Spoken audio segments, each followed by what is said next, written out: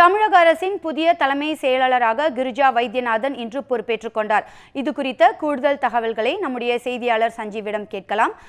சஞ்சீவ், புதிய தலைமை செயலாளராக கிரிஜா வைத்தியநாதன் பொறுப்பேற்றது குறித்து சொல்லுங்க. நேற்றைய தினம் கிரிஜா ராகவன் ஐஏஎஸ் தமிழகத்தின் அடுத்த தலைமைச் செயலாளர் என்று தமிழக சார்பாக அதிகாரப்பூர்வமாக அறிக்கை ஒன்று விடப்பட்டது. இதனையடுத்து இன்று காலை 9:30 மணிக்கு புதிய தலைமை செயலாளர் கிரிஜா வைத்தியநாதன் அவர்கள் கொண்டார். நேற்று ஒரு அலுவலகமானது எழுதத்தில் இருக்கக்கூடிய கட்டிடத்தில், குறிப்பாக புதுப்பணித்துறைக்கு கீழ் இருக்கக்கூடிய கட்டிடத்தில் அவரது அலுவலகம், அதாவது நில நிர்வாக கமிஷனராக அவர் இருந்தார். எனவே தற்பொழுது தலைமைச் செயலராக பொறுப்பேற்ற பிறகு இன்று காலை சரியாக அரை மணி நேரத்துக்கு முன்பாக தலைமைச் செயலகத்திற்கு சிஎஸ் சேம்பர் என்று சொல்லக்கூடிய தலைமைச் செயலாளர் அறையில் அவரது பணியை துவக்கினார்.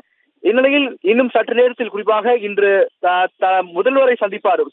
முதலமைச்சர் திரு ஓ பன்னீர்செல்வத்தை புதிய தலைமைச் செயலாளர் சந்திப்பார் என்று எதிர்பார்க்கப்படுகிறது. இதைத் தொடர்ந்து சென்னை மெட்ரோ ரயிலுடைய துறை அதிகாரிகள் இன்று முதலமைச்சரையும் அதே போல புதிய தலைமைச் செயலாளரும் சந்திப்பார்கள் என்று ஒரு தகவல் உள்ளது.